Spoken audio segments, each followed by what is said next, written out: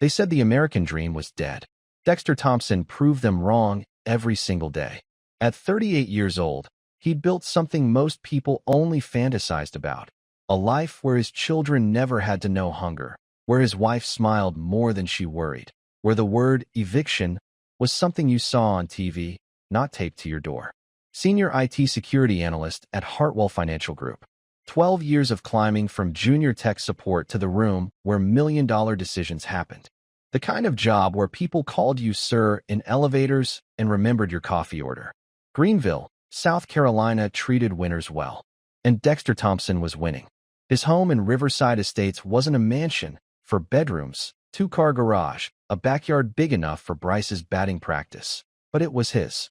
No landlord. No roaches. No gunshots at 2 a.m. keeping the kids awake. 14-year-old Sienna practiced violin in the living room, her college applications already stacked on the kitchen counter. Harvard, Yale, Stanford. She'd earned the right to dream that big. 10-year-old Bryce wore his Little League MVP trophy around the house, like it was the World Series ring he swore he'd win someday. The kid had his mother's smile and his father's stubbornness, a dangerous combination. 7-year-old Zara turned every blank wall into her personal gallery, crayon masterpieces documenting a childhood where happiness wasn't borrowed, it was permanent. And Camille. God, Camille. Third-grade teacher at Riverside Elementary. The woman who'd believed in him when he was pulling double shifts at a warehouse, studying for certifications in their studio apartment while she rubbed his shoulders and whispered, "We're going to make it." They made it. Dexter mentored younger analysts at Hartwell, helped 3 of them earn promotions last year alone. His boss, Lydia Park, always said he had the gift, not just understanding systems, but understanding people. "You see things others miss, Dex," she told him over coffee last Tuesday. That's rare. The email arrived during Bryce's Wednesday night game. Dexter cheering from the bleachers while Camille recorded every pitch on her phone. Subject: mandatory security audit, all senior staff. Standard procedure. Happened twice a year. He'd participated in 4 already. Dexter flagged it for review tomorrow and went back to watching his son steal second base. He should have read it more carefully. He should have noticed the new name CC'd at the bottom. Bradford Wellington III, Executive Vice President. Hired 3 months ago. The man Dexter had seen watching him during meetings, eyes cold as January rain, smile sharp as broken glass. Bryce scored. The team erupted. Camille kissed Dexter's cheek. "This is perfect," she whispered. "Our life is perfect." At 6:14 a.m. the next morning, Dexter's phone shattered that perfection into 1,000 pieces. Lydia Park's voice cracked through the speaker, panic drowning her usual calm. "Dexter, don't come to work. Do you hear me? Don't come in." His stomach dropped. "What happened?" "Lydia, what?" "Get a lawyer. Right now. The best one you can find." "A lawyer? For what?" Silence stretched like a noose tightening. "They're saying you stole money, Dex. Millions." The phone slipped from his hand. Camille sat up in bed, eyes wide with the kind of fear that mothers carry, the kind that knows when the ground beneath your family is about to collapse. "Baby." Her voice barely a whisper. "What's wrong?" Dexter stared at his reflection in their bedroom mirror. Same face that kissed his kids goodnight. Same hands that built this life brick by brick. But in 12 hours, those hands would be cuffed behind his back. And the American dream? It was about to become an American nightmare. Dexter didn't listen. He went to work anyway. Because innocent people don't hide. Because 12 years of loyalty meant something. Because men who build their lives on integrity don't run when someone whispers lies. He should have run. The security guards were waiting in the lobby, 3 of them, hands resting on their belts like he was dangerous. Like he was someone to fear. "Mr. Thompson." The lead guard wouldn't meet his eyes. "You need to come with us." No explanation. No apology. Just the walk of shame through the marble lobby where he'd passed 1,000 mornings, nodding to receptionists who knew his kids' names, his coffee order, his story. Now they stared like he was a stranger. The conference room on the 14th floor smelled like leather and betrayal. Bradford Wellington III sat at the head of the table, perfectly pressed navy suit, silver cufflinks catching the morning light. Next to him, Patricia Moore from HR, face carefully blank. Company lawyers flanking them like soldiers. And there, Detective Vincent O'Brien, badge clipped to his belt, eyes already judging, already convinced. "Mr. Thompson." Bradford's voice dripped with false sympathy. Please sit. Dexter remained standing. What's going on? Bradford slid a folder across the mahogany table. $2.3 million. Missing from client escrow accounts over the past 6 months. The room tilted. That's impossible. I don't even have access to. But you do. Patricia's voice, sharp as scissors. Senior analysts have Tier 3 clearance. You've had it for 8 years. Bradford opened a laptop, spun it toward Dexter. Security footage filled the screen, grainy, time-stamped 3:47 a.m. on a Tuesday 3 months ago. A figure in dark clothes entering the server room. Same build. Same height. That's not me. I was home. Your credentials accessed the system. Bradford's smile never reached his eyes. Your employee ID. Your password.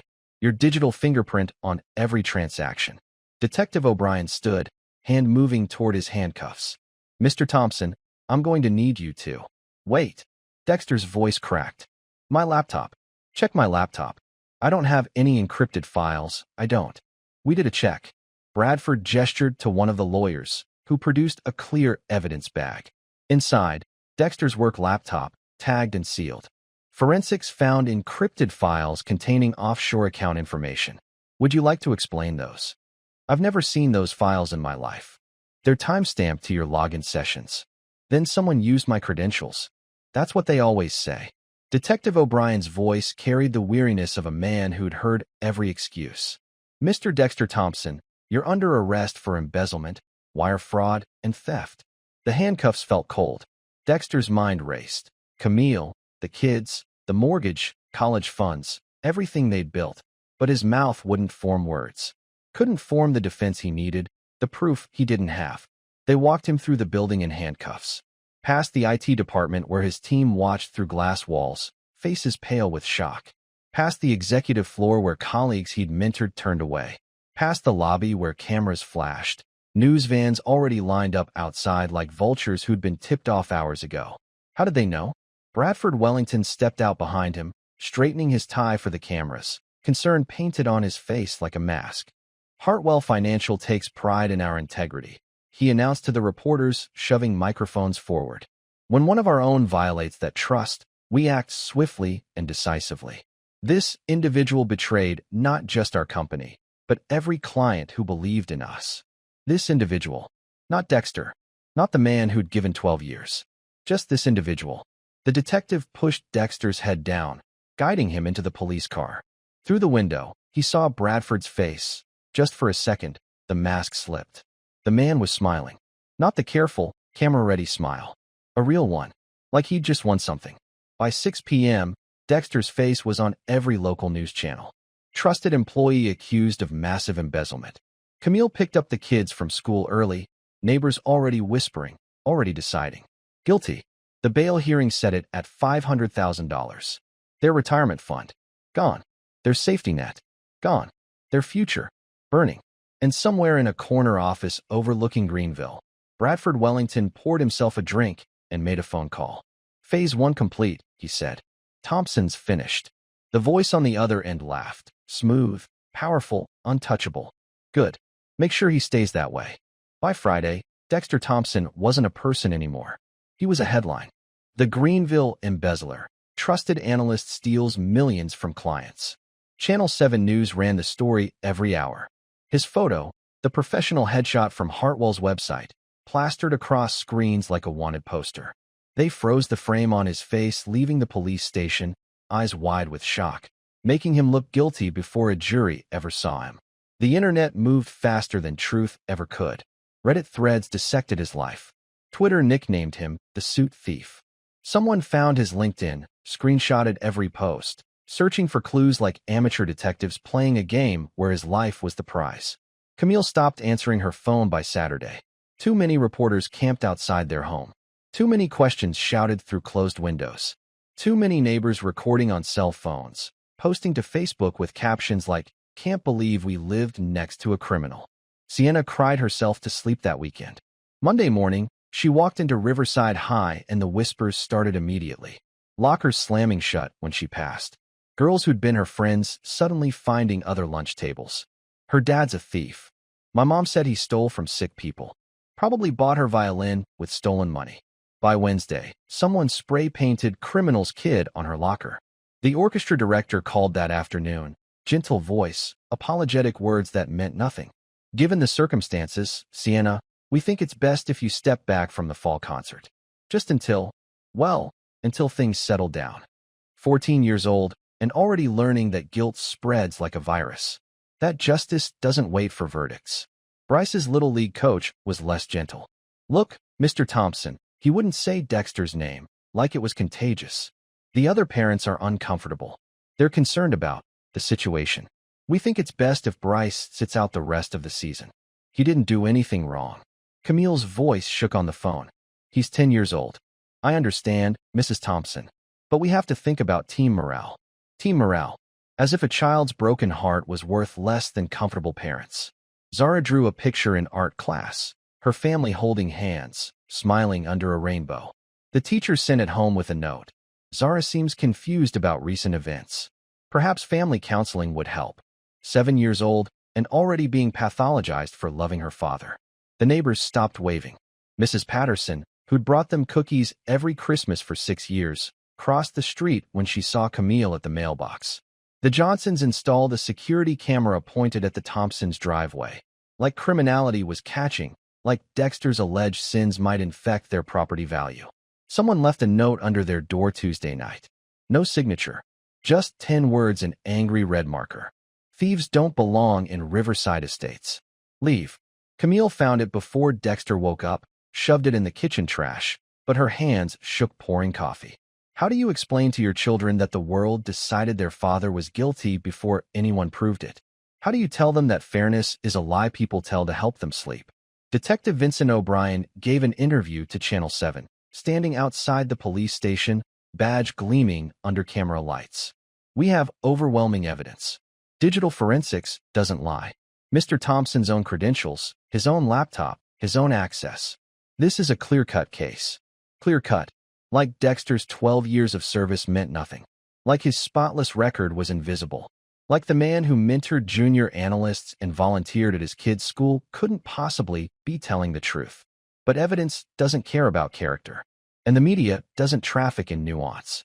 Friday evening, Dexter sat in Elliot Harper's law office, a man who cost $300 an hour they didn't have, reviewing discovery documents that felt like fiction. This is bad, Dexter. Elliot didn't sugarcoat. The digital trail is airtight. Your credentials access those accounts. Your laptop had the files. Security footage shows someone your size entering at the exact times. Someone my size. Not me. Someone. Proving that's a different story. Elliot slid another document across his desk. Technical analysis. IP addresses. Timestamps. Digital fingerprints that spelled guilt in a language juries understood better than innocence. There's something off about the metadata. Elliot muttered, highlighter in hand. Timestamp discrepancies. Minor, but odd. Odd enough to prove I'm innocent. Elliot's silence answered louder than words. That night, Bradford Wellington appeared on Greenville Business Today, the local show where executives pitched their visions, where success stories were polished and packaged for public consumption. Host Larry Preston leaned forward, concern etched across his professionally lit face. Bradford, this must be devastating for Hartwell Financial. A senior analyst, someone trusted with so much, betraying that faith. Bradford sighed, the picture of wounded leadership. Larry, it breaks my heart. We pride ourselves on our culture, our values. But sometimes, people aren't who they seem. And I'm afraid. He paused, looked directly into the camera. I'm afraid this might go deeper than we initially thought. Deeper. The word hung in the air like a threat. Are you saying there may be more victims? I'm saying our internal investigation is ongoing. And what we're finding? Bradford shook his head slowly. Let's just say Mr. Thompson may have been involved in activities far beyond what we've disclosed publicly. No evidence. No specifics. Just implications poisoning the well. December brought cold rain and colder justice. The trial opened on a Monday morning, Greenville County Courthouse packed with reporters, curious onlookers, and people who decided Dexter's guilt before opening statements began. Prosecutor Natasha Pierce wore conviction like armor, sleek black suit, hair pulled back, eyes sharp with ambition. Running for district attorney next year, and Dexter Thompson was her stepping stone. "Ladies and gentlemen of the jury," she began, voice clear as a bell, "this is a simple case. A man in a position of trust, access to millions, greed, and a digital trail so clear, so irrefutable, that by the end of this trial, you won't have reasonable doubt. You'll have certainty. Simple. Nothing about Dexter's shattered life was simple. Elliot Harper stood for the defense, 63 years old, gray hair, rumpled suit that said public defender budget, even though Camille had borrowed $30,000 from her sister to afford him. Evidence, Elliot said slowly, can be manufactured. Digital systems can be compromised. And sometimes, he turned to look at Bradford Wellington sitting in the front row, pristine and powerful.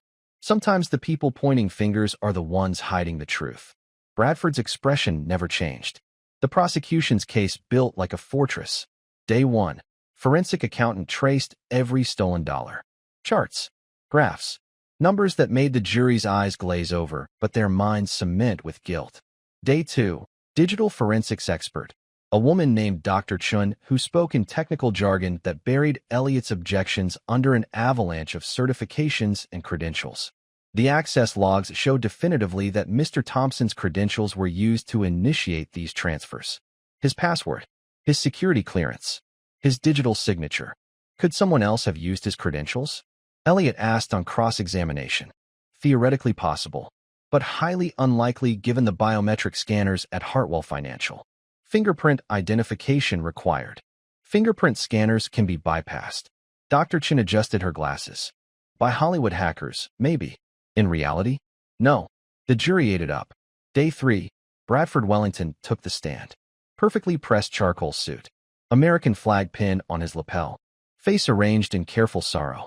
Natasha Pierce walked him through Dexter's employment history, painting a picture of a man who'd grown too comfortable, too confident, too entitled. Mr. Wellington, when did you first suspect Mr. Thompson? Bradford sighed, like the memory pained him. About 4 months into my tenure. Small irregularities in account access logs. Late-night server entries. I flagged them for investigation, but he shook his head. I never wanted to believe someone I worked with could do this. Lies wrapped in concern. Poison dipped in honey. Elliot stood for cross-examination, notepad trembling slightly in his aged hands. Mr. Wellington, you've been at Hartwell Financial for how long? 10 months. And in that time, how many employees have been terminated? Bradford paused. I don't have exact numbers. 7. Elliot's voice gained strength. 7 employees terminated for performance issues since you arrived. Isn't that correct? We maintain high standards. All 7 were people of color. Correct. Objection. Natasha shot to her feet. Relevance. The judge nodded. Sustained. Move on, Mr. Harper. But the jury heard it. Saw Bradford's jaw tighten. Saw the flash of something cold behind those careful eyes. Day 4 brought Camille to the stand. Dexter watched his wife walk to the witness box, shoulders squared despite the weight crushing them both. Her best dress, navy blue, the one she wore to parent-teacher conferences, already outdated, already betraying their sliding economic status. Natasha Pierce circled like a shark smelling blood. Mrs. Thompson, would you describe your family's financial situation before your husband's arrest? Comfortable. Not wealthy, but secure. Any unusual purchases? Expensive vacations? Luxury items? No. Camille's voice caught. We lived within our means. Saved for college. Paid our mortgage. No offshore accounts. No hidden assets. None. Natasha smiled thinly. How convenient. Elliot's redirect tried to repair the damage. Camille, describe your husband. The man you've known for 16 years. Her eyes found Dexter across the courtroom. Honest. Hardworking. The kind of man who stops to help strangers change flat tires. Who mentors kids in our neighborhood. Who built everything we have from nothing because, her voice broke. Because he believed if you did the right thing, worked hard, played by the rules, you'd be okay. And what does this trial teach your children about that belief? Camille's tears fell freely now. That we were wrong. The jury shifted uncomfortably. But discomfort doesn't equal reasonable doubt. Day 7. Closing arguments. Natasha Pierce stood tall, commanding the courtroom like a stage. Dexter Thompson had means, security clearance. Motive, financial pressure we all face. An opportunity, unsupervised access to millions. The evidence is overwhelming. The digital trail is irrefutable. Your job isn't to like him or feel sorry for his family. Your job is to follow the evidence. And the evidence screams guilt. Elliot Harper stood slower, older, and tired. The prosecution wants you to believe this is simple. But nothing about this case is simple.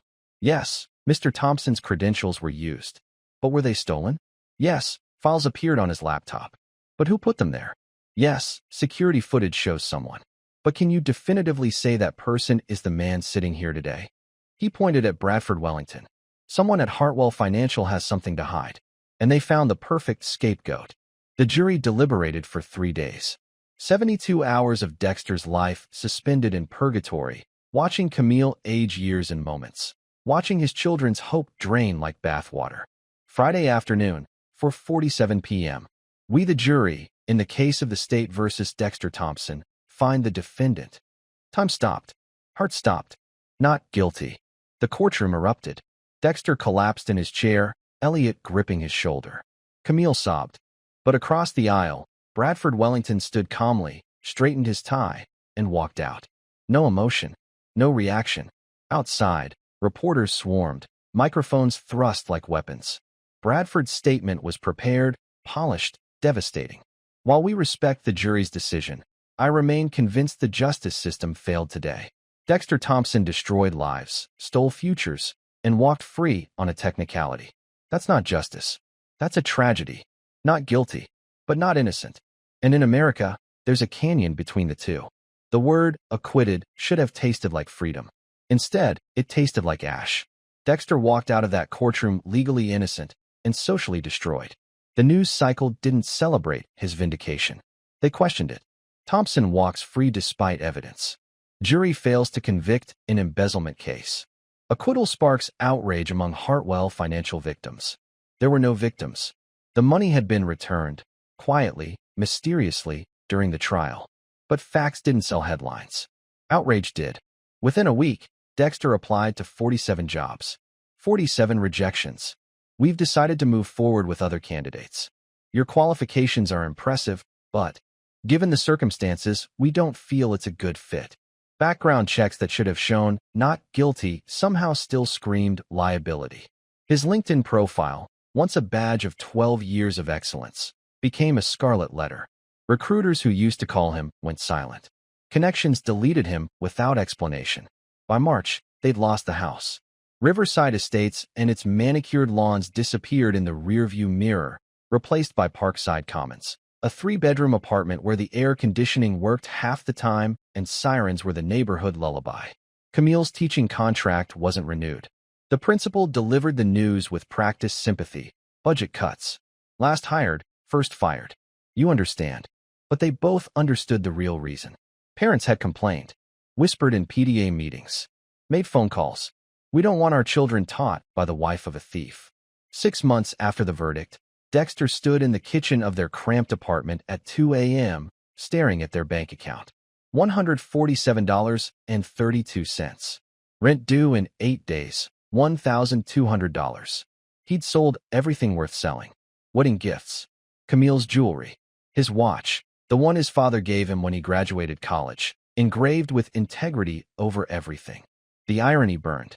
Dexter drove for Uber, delivered for DoorDash, worked warehouse shifts loading trucks for $12 an hour. His IT certifications, years of training, expertise that once commanded respect, worthless. One night, a passenger recognized him. Hey, aren't you that guy? The one who stole all that money. Dexter's hands tightened on the steering wheel. I was acquitted. Yeah, but you know, where there's smoke. The passenger left a 1-star review. Felt unsafe. The driver has a criminal history. Uber deactivated his account the next day. Sienna stopped talking about college. 14 turned 15 in that apartment, her dreams shrinking to fit their budget. Harvard applications stayed blank. She took a job at the mall food court after school, coming home smelling like grease and defeat. It's okay, Dad, she'd say, counting her tips at the kitchen table. College can wait. 15 years old, and already sacrificing her future for his destroyed reputation. Bryce got into fights at his new school. Kids called his father a criminal. Called him names Dexter couldn't repeat. The principal suspended him twice in one semester.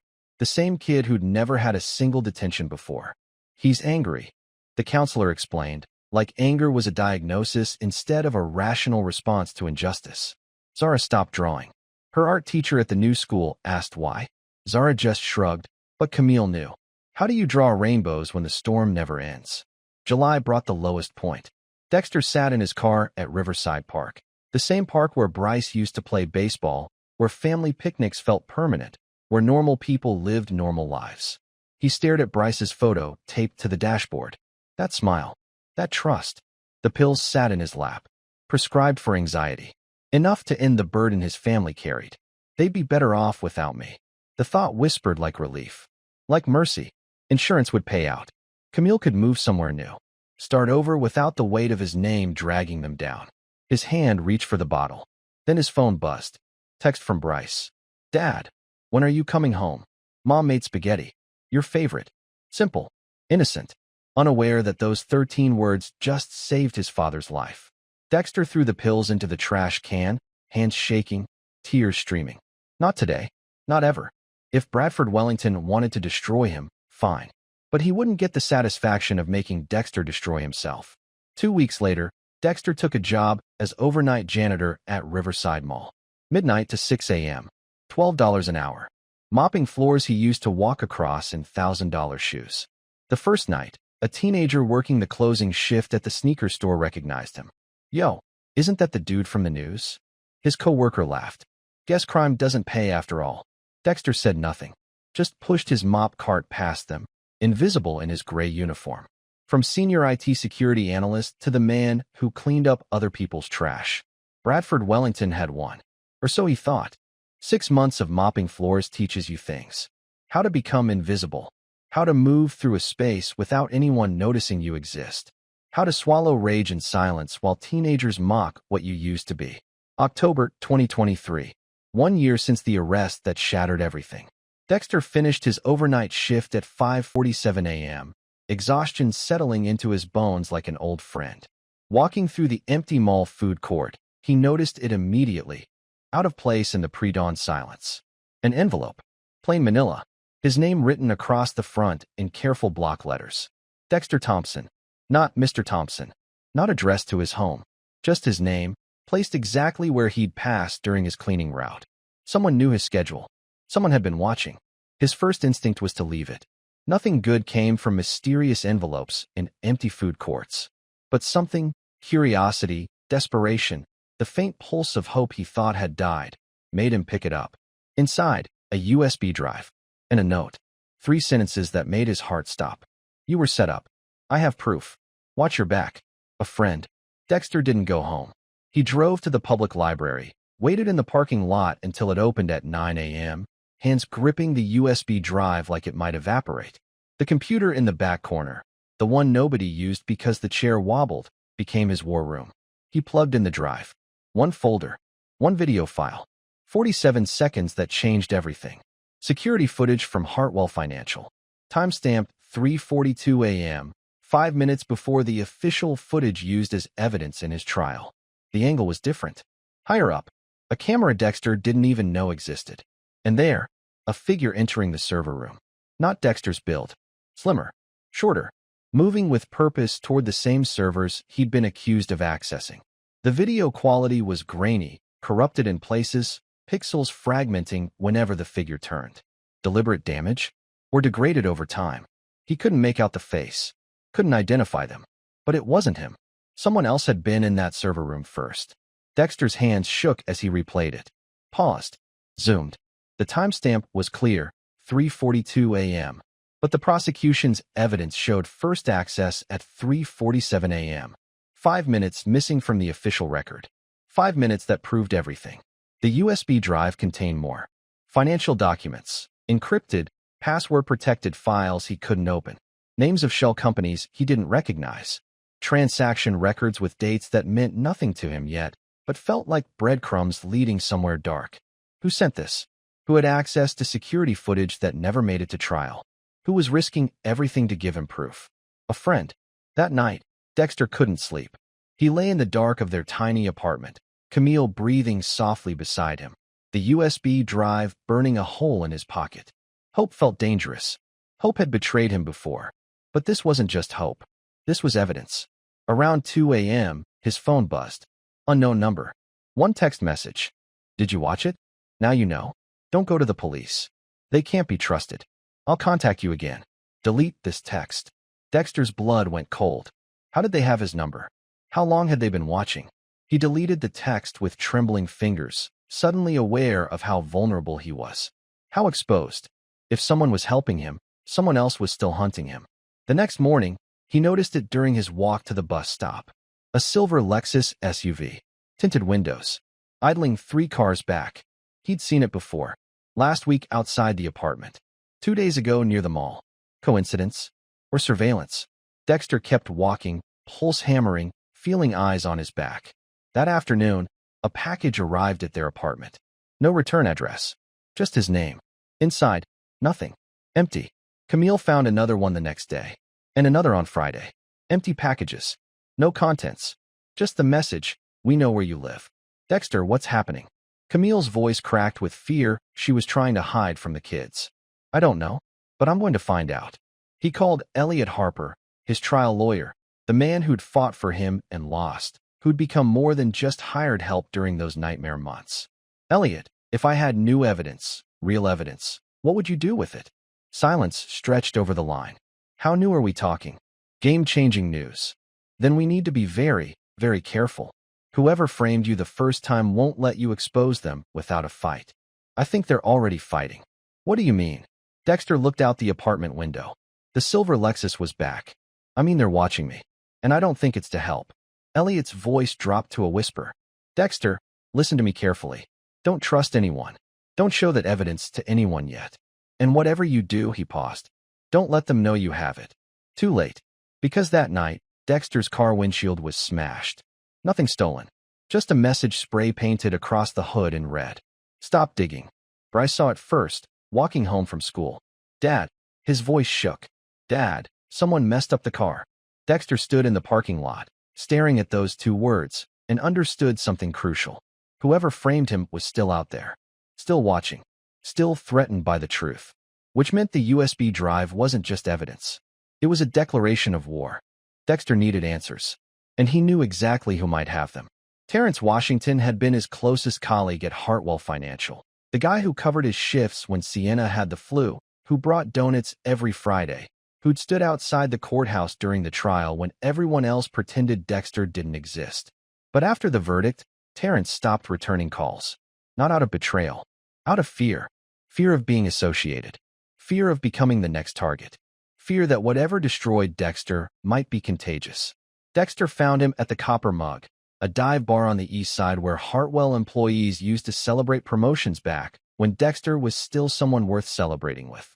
Terrence sat alone in a corner booth, nursing a beer, eyes that used to laugh now carrying the weight of secrets.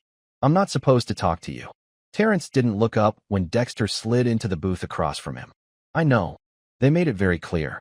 Anyone still in contact with you gets flagged for performance review. Performance review.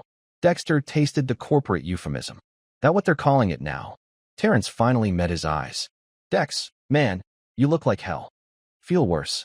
But I need your help. I can't. 4 people have been fired since me. All within 8 months. All people of color. Dexter let the words sink in. Angela Martinez. Khalil Johnson. Maya Esperanza. And who was the 4th? Terrence's jaw tightened. Isaiah Brooks. Last month. What did they have in common? Besides their melanin? Terrence's laugh was bitter. They were all good at their jobs. Too good. Asked too many questions. Noticed things that didn't add up. What things? Terrence glanced around the bar, paranoid, then leaned forward. Bradford Wellington. That man is cleaning house, Dex. Systematically removing anyone who might challenge him. Anyone who might notice the numbers don't match the reports. What numbers? Expense accounts that don't make sense. Wire transfers to companies nobody's heard of. Late-night access to systems that should be locked down. Terrence's voice dropped to a whisper. And there's someone new. Kevin Hartwell, founder's grandson. 25 years old, fresh out of business school, supposed to be Bradford's protege. Supposed to be? Kid looks terrified half the time. Like he knows something but can't say it. Last week, he unfollowed Bradford on every social media platform. His girlfriend, Priya something, posted then deleted a message about people who aren't who they pretend to be. Dexter's mind raced. You think Kevin knows something? I think Kevin sees something. Whether he's brave enough to talk about it. Terrence shrugged. That's on him. Where can I find him? You can't just walk up to. Terrence, please. The silence stretched between them, filled with the weight of a friendship tested by fear and loyalty. Finally, Terrence pulled out his phone, scribbled an address on a napkin. The Daily Grind. Coffee shop downtown. Kevin goes there every Tuesday morning, 7 a.m. Works on his laptop before heading to the office. He slid the napkin across the table. But Dex, if this goes sideways, it won't touch you. I promise. That's not what I'm worried about. Terrence's eyes held genuine fear. I'm worried they'll do to you what they almost succeeded in doing the first time. They already did. I'm still here. Yeah, but for how long? The question followed Dexter out of the bar, into the October night, where the silver Lexus was waiting 3 blocks down. Still watching. Always watching. Tuesday morning, 6:47 a.m. The Daily Grind smelled like espresso and second chances. Dexter spotted Kevin Hartwell immediately. Young, preppy, MacBook Pro covered in business school stickers, Northwestern hoodie that cost more than Dexter made in a week of mopping floors. The kid looked like a privilege, but his eyes told a different story. Haunted, conflicted, drowning in something bigger than a 25-year-old should carry. Dexter bought a coffee he couldn't afford and approached. Kevin Hartwell? The kid looked up, instant recognition flashing across his face. Then fear. I can't talk to you. Mr. Wellington said. I know what Bradford said. Dexter sat down uninvited. I also know you're scared. I know you've seen something. And I know you're trying to figure out if staying silent is worth the price. Kevin's hands shook around his coffee cup. You don't understand. Bradford isn't just, he's connected. He has people. Important people. If I say anything, they'll destroy you like they destroyed me. Kevin swallowed hard. Nodded. Let me ask you something. Dexter leaned forward. Your grandfather, the man who built Hartwell Financial, would he be proud of what that company has become? The question hit like a punch. Kevin's face crumpled. My grandfather believed in integrity, in doing right by people. He built that company on trust. His voice cracked. Bradford is destroying everything he stood for. And I'm just sitting there, watching it happen, too afraid to. To what? Kevin looked around the coffee shop, checking for familiar faces, for cameras, for the invisible watchers who seemed to follow everyone connected to this nightmare. I witnessed something. Late one night, 3 months ago, Bradford meeting with someone in the parking garage. I couldn't hear what they said, but he pulled out his phone, hands still trembling. I took photos of the car, of the license plate, and I found discrepancies in accounts Bradford personally manages. Money moving through shell companies that don't make sense. Do you still have the photos? Screenshots. On a separate drive. I was too scared to do anything with them. Kevin, I need those files. If I give them to you, and Bradford finds out, he's already found out I'm investigating. My car was vandalized last week. Someone's been following me. Empty packages showing up at my apartment. Dexter's voice was steady, calm. I'm already in the fight, but I can't win it alone. Kevin stared at his laptop screen, at the spreadsheets filled with numbers that told stories of corruption, at the choice every whistleblower faces, safety or truth. My girlfriend, Priya, she keeps telling me that silence makes you complicit. He looked up at Dexter. I don't want to be complicit. Then help me. The silence stretched. A barista called out an order. Outside, morning traffic hummed past. Finally, Kevin reached into his bag and pulled out a small external drive. Everything's on here. Photos, screenshots of the accounts, emails I wasn't supposed to see. He slid it across the table. But Dexter, you need to understand, Bradford doesn't just have power at Hartwell. He has connections. Political connections. I think, he hesitated. I think this goes way higher than corporate fraud. How high? Senator Richard Thornton, the guy running for governor. Hartwell Financial is his biggest donor. And Bradford? He meets with Thornton's people constantly. Campaign strategists. Fundraisers. Kevin's voice dropped to barely a whisper. I think they're laundering money. I think your case, what they did to you, wasn't just about covering up embezzlement. I think you saw something that threatened their entire operation. The pieces clicked into place with horrifying clarity. This wasn't about $2 million. This was about power, politics, systems of corruption so deep that one honest man asking questions had to be eliminated. Kevin, if you help me expose this, they'll come for you too. I know. The kid's voice was steadier now, resolved. But my grandfather used to say that character is what you do when it's hard, when it costs you something. He met Dexter's eyes. This is going to cost me everything, isn't it? Probably. Then I guess we're both all in. Angela Martinez lived in a one-bedroom apartment in the kind of neighborhood where car alarms were white noise and hope was a luxury. She'd been fired from Hartwell Financial 3 months after Dexter's arrest. Performance issues, they'd said. The same lie they told everyone. Dexter found her working the evening shift at a call center, customer service for a cable company, the kind of soul-crushing work that takes IT analysts with master's degrees and turns them into voices reading scripts for $9 an hour. She recognized him immediately when he showed up outside her building at 8 p.m. You're either brave or stupid showing up here. But she let him in anyway. Her apartment was sparse. Thrift store furniture. Walls bare except for a framed photo of her parents. But on her desk, 3 laptops, 2 external monitors, and enough cables to run a small data center. You kept working, Dexter said. I kept digging. Angela pulled up a chair, gestured for him to sit. After they fired me, I realized something. They were so focused on making sure I couldn't access Hartwell's systems anymore. They forgot I'd already downloaded everything I needed. You still have files? Copies of everything. Expense reports. Wire transfer authorizations. Internal emails. She pulled up a spreadsheet that made Dexter's blood run cold. Look at this. Bradford Wellington's expense account. In 10 months, he's expensed over $200,000. Dinners at restaurants that don't exist. Hotels in cities he never visited. Conference fees for events that were never held. Money laundering. Money laundering hidden as legitimate business expenses. But that's not the worst part. Angela clicked to another sheet. These wire transfers. 47 separate transactions to shell companies. LLCs registered in Delaware with no physical addresses. No employees. No business operations. Where's the money going? That's what I tried to figure out before they fired me. She pulled up a network diagram. A web of companies connected by thin lines of transactions. It's a maze. Money goes from Hartwell to Company A, which transfers to Company B, which moves it to Company C. By the time it reaches the end destination, the paper trail is so convoluted nobody can trace it back. Who's the end destination? Angela zoomed in on the final node of the network. Thornton Development Group. Dexter's stomach dropped. Senator Richard Thornton. Bingo. Angela's smile was grim. Bradford isn't just stealing money. He's funneling campaign contributions through Hartwell Financial's client accounts, making illegal donations look like legitimate business transactions. And Thornton, she pulled up a news article from 6 months ago. Thornton is using that money to buy land. Development projects across 3 states. Projects that require zoning changes, permits, approvals from boards that he'll control once he's governor. This isn't just fraud. It's a conspiracy to buy a governorship. Angela leaned back, arms crossed. And you, Dexter, you accidentally stumbled onto a transaction that would have exposed the whole thing.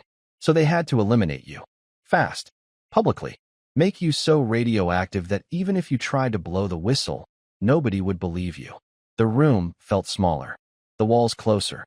How many people know about this? Besides Bradford and Thornton? I don't know. But I know it's bigger than them. She pulled up an email, sender name redacted, just an encrypted address. I found this in Bradford's deleted files. Look at the signature. Dexter read the last line of the email, and his blood turned to ice. Continue as planned. Senator Thornton's success is critical to our larger interests. Eliminate any obstacles. HW. HW. Dexter looked up at Angela. Who's HW? That's what I've been trying to figure out for 3 months. Whoever they are, they're Bradford's boss. They're the one giving orders. There. A brick shattered Angela's window. Glass exploded inward, both of them diving for cover. The brick landed on her desk, scattering papers, a note wrapped around it with rubber bands. Dexter grabbed it with shaking hands. Stop talking. Last warning. Angela's face had gone white. They followed you here. I was careful. I made sure. They're always watching, Dexter. That's how they operate. She was already unplugging her laptops, gathering drives. You need to leave. Now. If they know you're here, if they connect us. Come with me. We'll go to the FBI, too. The FBI? Angela laughed, sharp and bitter. You think the FBI doesn't know? Senator Thornton has connections in every federal agency. Local police, state police, all compromised. That's why I've been working alone. Another sound outside. Footsteps. Heavy. Multiple people. Back door. Angela shoved a flash drive into Dexter's hands. Everything's on here. All my research. All the evidence. Take it. Run. What about you? I'll be fine. They need to know I don't have the files anymore. They need to know you have them. She pushed him toward the back of the apartment. Go. Dexter ran. Down the back stairs, through an alley that smelled like rotting garbage and desperation, heart hammering. Flash drive clutched like a lifeline. Behind him, he heard Angela's door crash open, heard voices shouting, heard her scream. He kept running. Guilt chased him faster than the footsteps that might or might not be following. He'd led them to her. He'd put her in danger. And now, his phone buzzed. Unknown number. Text message. Angela Martinez will be fine. But you're running out of allies. Time to take this public. I know someone who can help. Check your email. A friend. Dexter stopped in a parking lot 3 blocks away, breath coming in gasps, and opened his email. One new message. Subject line, I believe you. From Gabrielle Chun, investigative journalist, Atlanta Herald. Mr. Thompson, I've been following your case since the beginning. I've been investigating Bradford Wellington for 2 years. He's done this before. Charlotte, Nashville, Memphis. Different companies, same pattern. Destroyed careers, stolen money, walked away clean every time. But I think we can stop him. If you're willing to trust me. If you're willing to go on the record. Call me. A phone number followed. Dexter sat in his car, the beaten-up Honda he'd bought for $800 after they repossessed his Camry, and stared at that phone number. Trust a journalist. Go public. Risk everything on someone he'd never met. But what choice did he have? The people he'd thought he could trust, police, prosecutors, the justice system, had already failed him once.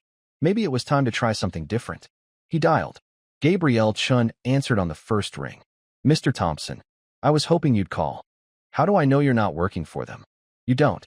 But I've been doing this for 15 years, and I've never burned a source. I've exposed corruption in 3 state governments. I've taken down CEOs, politicians, and criminals in uniform. And I believe you. Her voice was steady, confident. I believe you because I've seen Bradford Wellington destroy innocent people before. I've documented his pattern. But I've never had a victim willing to fight back. What do you need from me? Everything. Your story. The evidence. Access to your sources. And, she paused, your willingness to wear a wire. A wire. We need Bradford on record. We need him admitting what he did. And I think I know how to make that happen. Dexter thought about Camille. About Sienna, Bryce, Zara. About the life they'd lost and the life they were barely surviving. About Angela Martinez, whose apartment had just been raided because she'd helped him. About the families of the other 7 employees who'd been destroyed for asking questions. What's the plan? There's a gala coming up. Annual Hartwell Foundation charity ball. Bradford will be there with Senator Thornton. It's the perfect opportunity. Public enough that they can't make you disappear, private enough for real conversation. Gabrielle's voice gained momentum. But we need someone on the inside. Someone Bradford trusts. Someone who can get him talking. Kevin Hartwell. You know him? Met him this morning. He has evidence. Photos. Emails. He's ready to help. Then we have a shot. Gabrielle exhaled slowly. But Dexter, I need you to understand something. If we do this, there's no going back. Bradford will know you're coming for him. His powerful friends will know. And they will try to destroy you, again. They already destroyed me. I'm still here. Are you sure you want to do this? Dexter thought about that moment at Riverside Park. The pills in his lap. Bryce's text message saving his life. He'd been given a second chance for a reason. I'm sure. Then let's take these bastards down. Kevin Hartwell threw up twice before the meeting. Once in his apartment bathroom at 6 a.m. Once in the Starbucks restroom 3 blocks from Gabrielle Chen's office. Fear had a way of making your body betray you. Gabrielle's office was nothing like Kevin expected. No sleek high-rise, no glass walls and designer furniture. Just a cramped second-floor walk-up above a Vietnamese restaurant. File boxes stacked to the ceiling, whiteboards covered in names and arrows connecting dots that told stories of corruption. Dexter was already there. So was a man Kevin didn't recognize. Early 50s, salt and pepper hair, eyes that had seen too much and remembered all of it. Kevin Hartwell meets Special Agent Omar Reyes. FBI. Gabrielle made the introduction like she was ordering coffee. Kevin's stomach dropped. FBI? You said. I said we couldn't trust local police. I said Thornton has connections in federal agencies. Gabrielle's voice was calm, measured. I didn't say everyone was compromised. Agent Reyes has been investigating financial crimes connected to political campaigns for 6 years. He's clean. Clean. Kevin laughed, sharp and bitter. How do I know that? You don't. Omar's voice carried the weight of a man who'd earned distrust through the actions of too many dirty cops. But I've been building a case against Senator Thornton for 18 months. Money laundering, illegal campaign contributions, development deals that violate federal land use laws. I just haven't been able to connect him directly to the source. Until now. He gestured to the evidence spread across Gabrielle's desk. Kevin's screenshots, Angela's expense reports, the USB drive footage, the network diagram of shell companies. This, Omar said quietly, is everything I've been missing. With this, we can take down not just Bradford Wellington and Senator Thornton. We can dismantle an entire network of corruption. And what happens to me? Kevin's voice cracked. When Bradford finds out I'm helping you. When his powerful friends decide I'm a problem. Witness protection is an option. Witness protection. Kevin slumped in his chair. So I lose everything. My name. My family. My grandfather's legacy. Or you do nothing. Gabrielle said softly. And you lose yourself. Your integrity. Your ability to look in the mirror and not see a coward. The words hit like a physical blow. Kevin thought about Priya. His girlfriend who believed in justice like some people believed in God. Who'd been pushing him to speak up for months. Who'd posted that message about people not being who they pretend to be. She'd left him last week. Not because she stopped loving him. Because she couldn't love someone who knew the truth and chose silence. What do you need me to do? Kevin's voice was barely a whisper. The Hartwell Foundation charity ball. Saturday night. Gabrielle pulled up photos on her laptop. Magnolia Grand Hotel. Bradford will be there with Senator Thornton. 600 guests. Press. Cameras everywhere. Public enough that they can't make you disappear. Private enough for real conversations. You want me to confront him? In public. Not in public. In private. Omar held up a small device. No bigger than a shirt button. This is a wire. FBI grade. Records, everything within 30 feet. You'll wear it under your shirt. Find a moment alone with Bradford. Get him talking about the accounts. About Dexter. About Thornton. And if he suspects something, then you back off. Play dumb. Apologize for bringing it up. Omar's eyes were steady. But Kevin, men like Bradford, they're arrogant. They think they're untouchable. That arrogance makes them careless. Makes them talk when they should stay quiet. Kevin's hands were shaking. What if I can't do it? What if I freeze? Then we lose. Dexter spoke for the first time, voice quiet but firm. Bradford keeps destroying lives. Thornton becomes governor. The corruption spreads. And one day, you wake up and realize you had a chance to stop it, and you were too scared. Easy for you to say. You've already lost everything. Exactly. Dexter leaned forward. I know what they're capable of. I know how it feels to watch your life burn while everyone stands around pretending it's not happening. And I'm telling you, the regret of not fighting back is worse than any fight you'll ever face.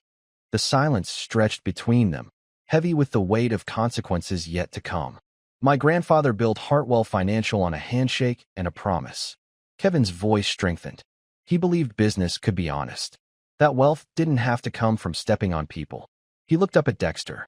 Bradford turned his legacy into a weapon. Used it to destroy innocent people like you. 7 people fired. How many more if I stay silent? We've identified at least 12 others across Bradford's previous companies, Gabrielle said. 12 lives destroyed. Families ruined. Careers ended. All to protect the same network you're about to expose. Kevin stood, walked to the window overlooking the street below. Normal people living normal lives, unaware of the corruption happening in boardrooms and campaign offices above their heads. What time Saturday? Gala starts at 7 p.m. We need you there by 6:30 for the wire fitting. You'll have an earpiece, invisible, fits in your ear canal. We'll be listening the whole time.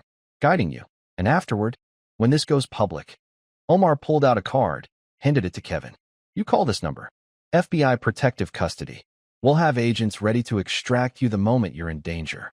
Kevin pocketed the card with hands that still trembled. I need to tell Priya. If I'm doing this, if I'm putting my life on the line, she deserves to know. Absolutely not. Gabrielle's voice was sharp. The fewer people who know, the safer everyone is. You tell Priya after. When it's over. She left me because I wouldn't fight. If I don't tell her I'm finally fighting, then you tell her after you've won. Dexter's voice was gentle but firm. After Bradford's in handcuffs. After the truth is public. You tell her then. And maybe, he smiled sadly, maybe she'll forgive you for keeping this secret. Kevin nodded slowly, accepting the isolation that came with being a whistleblower. One more thing. Omar's face grew darker. There's someone above Bradford. Someone giving orders.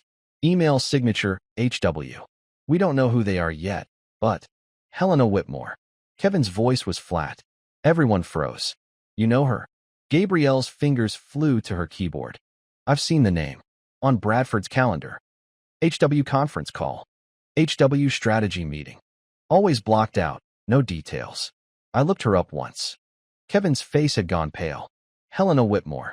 Billionaire real estate developer. She owns development companies in 12 states. He swallowed hard. She's connected to governors, senators, congressmen. She's untouchable. Nobody's untouchable. Omar's jaw set like stone. But if Whitmore is involved, this is bigger than we thought. Much bigger. How much bigger? National. Helena Whitmore doesn't just buy politicians. She builds empires. And if Bradford and Thornton are part of her network, Omar looked at Kevin with something like pity. You're not just exposing corporate fraud. You're declaring war on one of the most powerful women in America. Kevin felt the room spin. He'd thought this was about Bradford. About one corrupt executive and one dirty politician. He hadn't realized he was standing at the edge of a conspiracy that stretched from Greenville to Washington, D.C. I can't do this. The words tumbled out. I'm 25 years old. I'm nobody. You want me to go up against a billionaire who owns half the government. We want you to tell the truth. Dexter's voice cut through Kevin's panic. That's all. Tell the truth. We're the wire. Get Bradford talking. The rest? The FBI, journalists, prosecutors will handle the rest. But it starts with you. With your courage.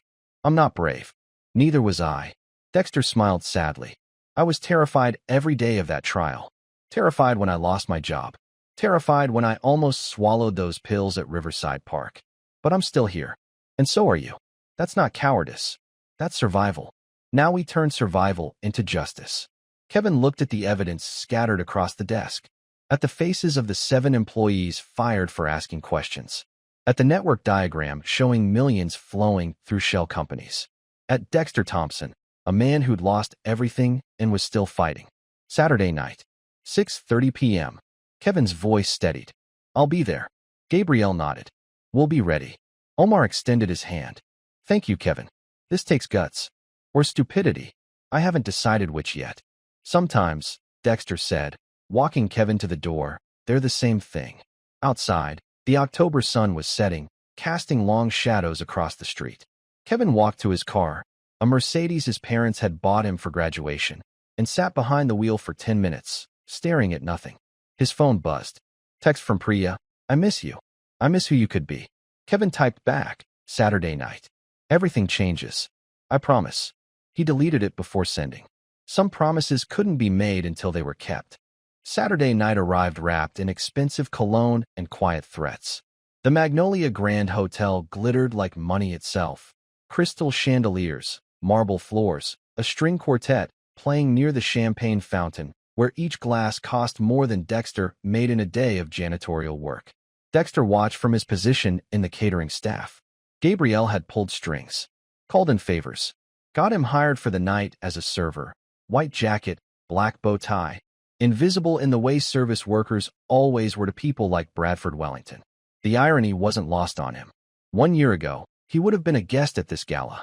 Now he was serving hors d'oeuvres to the same people who'd watched his life burn and did nothing. Kevin arrived at 6:17 p.m., 13 minutes early, sweating through his tuxedo. Omar Reyes had fitted the wire in a hotel room upstairs. The tiny device pressed against Kevin's chest, secured with medical tape, invisible under the dress shirt and jacket. The earpiece sat nestled in his ear canal, flesh-colored, undetectable unless you were looking for it. "Can you hear me?" Gabrielle's voice came through crystal clear. Kevin nodded once. Subtle. Controlled. "Good. We're in the van outside. 3 blocks south. Omar, Dexter, and me. We hear everything you hear. You're not alone." But Kevin felt alone. Standing in that grand ballroom, surrounded by Greenville's elite, sipping $1,000 champagne, knowing he was about to betray the man who'd mentored him, who'd welcomed him into the family business. Except Bradford hadn't mentored him. Bradford had used him, used his name, used his grandfather's legacy as cover for corruption. Bradford Wellington entered at 7:04 p.m. Perfectly tailored navy tuxedo, diamond cufflinks, hair silver and styled, smile practiced and predatory. Next to him, Senator Richard Thornton, tall, distinguished, gray at the temples that made him look trustworthy even though everything about him was purchased. They worked the room like professionals. Handshakes, laughter, photographs with donors whose money bought access to power. Kevin's phone buzzed. Text from Omar. "Wait for your moment. Don't force it. Let him come to you." Easy to say when you're not the one wearing the wire. The evening crawled forward. Speeches, toasts, a keynote about community values delivered by Bradford himself, who talked about integrity with a straight face while standing in a room funded by stolen money. Kevin waited. At 9:27 p.m., Bradford stepped away from the main ballroom, headed toward the private corridor that led to conference rooms and staff areas. Kevin's moment. He followed, heart hammering so loud he was sure everyone could hear it. "Mr. Wellington?" Bradford turned, surprised. Then his face shifted to calculated warmth. "Kevin, enjoying the evening? Can we talk?" Privately. Something flickered in Bradford's eyes. Suspicion? Curiosity? But he nodded, led Kevin into a small conference room off the corridor. The door closed. They were alone. In the van 3 blocks away, Gabrielle adjusted the audio levels. Omar leaned forward. Dexter held his breath. "What's on your mind, Kevin?" Bradford's voice was friendly, paternal. The mask he wore so well.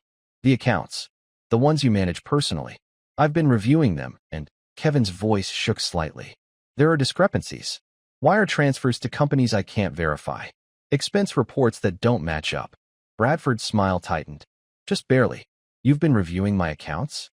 "I have access. Part of my training. You said I should learn from the best. And what did you learn?" "That something doesn't add up." The silence stretched. Bradford walked to the window overlooking downtown Greenville, hands clasped behind his back. When he spoke again, his voice had changed. Colder. Stripped of pretense. "Kevin, you're young. Idealistic. You still believe business operates on the principles your grandfather preached. Honor. Integrity. Fairness." He turned. "But the real world doesn't reward those things. The real world rewards power. And power requires flexibility." Flexibility. Kevin forced himself to stay calm. "Is that what you call it?" "I call it survival. Your grandfather built a company in a different era. An easier time. Today, companies like Hartwell Financial survive by making the right friends, backing the right politicians, ensuring favorable regulations, by laundering money." Bradford's eyes went dead. "Careful, Kevin. The shell companies. Thornton Development Group. I found the paper trail. Then you found something you shouldn't have." Bradford stepped closer. "And now we have a problem." In the van, Omar whispered, "Keep him talking. We need him to admit it." Kevin's throat was dry. "What happened to Dexter Thompson?" Bradford laughed. Actually laughed. "Thompson? That's what this is about. You destroyed him. Framed him for embezzlement. Ruined his life. I solved a problem." Bradford's voice was matter of fact. Clinical. Thompson was asking questions. Questions about campaign finance irregularities. Questions that could have exposed Senator Thornton's development deals. Questions that threatened a very important operation. "So you made him look like a criminal. I made him irrelevant. There's a difference." Bradford sat on the edge of the conference table. "This isn't about money, Kevin. This is about power. Senator Thornton needed certain ethical employees removed before his investigation into development permits. Thompson was too honest, too principled. He had to go. You framed an innocent man. I protected a political ally. Thompson was collateral damage. Unfortunate, but necessary." The words hung in the air like poison. In the van, Omar was already calling for backup. Federal agents stationed nearby, ready to move. But the door opened before Kevin could respond. Lydia Park stepped in, Dexter's former boss, the woman who'd seemed sympathetic, who'd warned him that morning of his arrest, the woman who designed the entire frame-up. "Bradford, we have a problem." Her voice was tight. "Security just alerted me. There's a news van outside." Gabriel Chun from the Atlanta Herald.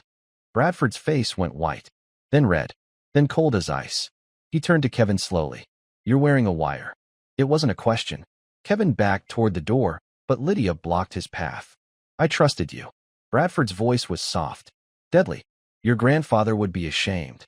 My grandfather would have turned you in the first day." Bradford moved fast, grabbed Kevin's jacket, ripped it open, saw the wire taped to his chest. "You stupid, naive child." Bradford tore the wire free, threw it on the ground, crushed it under his heel. "You think you can destroy me? You think the FBI can touch me? I have friends in places you can't imagine. Senator Thornton is going to be governor. And when he is, everyone involved in this little stunt will disappear." "Is that a threat?" "It's a promise." Bradford looked at Lydia. "Call Whitmore. Tell her we have a situation." "Whitmore?" Kevin's voice shook. "Helena Whitmore knows about all this." Bradford smiled, cold and vicious. "Helena Whitmore ordered all of this. Senator Thornton is her puppet. I'm her weapon. And you," he grabbed Kevin by the throat. "You just signed your own death warrant." The door burst open. FBI agents flooded in, weapons drawn, shouting commands. "FBI, hands where we can see them." Bradford released Kevin, stepped back, hands raised slowly. Lydia did the same. But Bradford was smiling. "You're too late. By tomorrow, this goes away. Senator Thornton makes a call. Evidence disappears. Witnesses recant. And Kevin here." He looked at the young man who'd just betrayed him. "Kevin gets to live with the knowledge that he accomplished nothing." Actually, Omar Reyes stepped through the door, badge held high. Kevin accomplished everything. He held up his phone. Audio still recording. "The wire you crushed? Decoy. Real wire is in his watch. FBI grade. Got every word. Your confession. Lydia's involvement. Helena Whitmore's name. Senator Thornton as puppet." Omar's smile was grim satisfaction. "You just handed us a federal conspiracy case on a silver platter." Bradford's face crumbled. Lydia tried to run. Agents tackled her within 3 steps. "Bradford Wellington, Lydia Park, you're under arrest for conspiracy to commit fraud, obstruction of justice, and witness intimidation." Omar read their rights while agents cuffed them. Kevin slumped against the wall, shaking, barely able to stand. It was over. Except it wasn't. Because across the ballroom, Senator Richard Thornton saw the FBI agents, saw Bradford in handcuffs, and ran. Dexter watched through the van's monitor as FBI agents swarmed the Magnolia Grand Hotel. Bradford Wellington in handcuffs. Lydia Park fighting like a cornered animal. Kevin Hartwell pale and shaking, surrounded by agents providing protection. Victory should have tasted sweet. Instead, it tasted incomplete. Because Senator Thornton was gone. Vanished into the parking garage before agents could reach him. And somewhere, miles away, Helena Whitmore sat in luxury, untouched, watching her empire crack but not crumble. "We need to move." Omar was already on his phone, coordinating with field teams. Thornton's campaign office. His home. Every property connected to him. "We hit them all tonight before evidence disappears." Gabrielle's fingers flew across her laptop. "My article goes live in 10 minutes. Full confession. Audio recordings. The Shell Company network. Everything. Will it be enough?" Dexter's voice was quiet. "To destroy Bradford and Thornton?" "Yes." Gabrielle met his eyes. "To touch Helena Whitmore?" "I don't know. Women like her, they insulate themselves. Layers of lawyers. Plausible deniability. She'll claim she never gave direct orders. But Bradford said she ordered it. But proving it." Omar shook his head. "That's a different battle. One that takes years. Federal investigations. Congressional hearings. The kind of fight that grinds people down." Dexter thought about Camille. About his kids who'd already sacrificed so much. About the fragile life they'd rebuilt from ash and determination. Could he do this again? Fight another battle against someone even more powerful than Bradford? His phone buzzed. Unknown number. His stomach tightened, expecting another threat. Instead, "Meet me at Riverside Park. 10 p.m. Alone. It's time you knew who I really am. A friend." The mysterious helper.